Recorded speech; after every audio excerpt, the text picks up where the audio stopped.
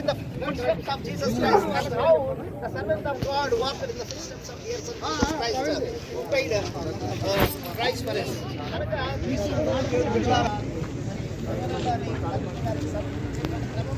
మరి ఎలాంటి మరి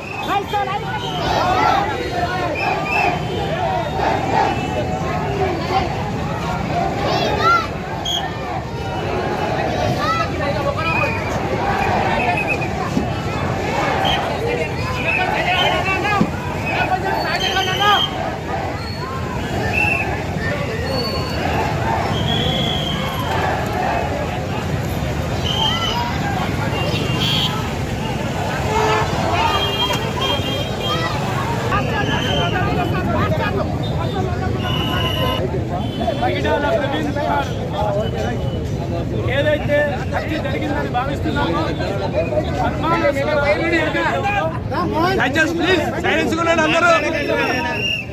సమగ్రమైన విచారణ మనం ఈ సందర్భంగా కోరుతూ ఈరోజు గద్వాల పట్టణంలో ఇంత పెద్ద ఎత్తున మానవతావాదులు ప్రజా సంఘాల నాయకులు మరి క్రైస్తవ సోదరులు ఇంత పెద్ద ఎత్తున హాజరై శాంతి ర్యాలీ నిర్వహించడం నిజంగా గర్వకారణం.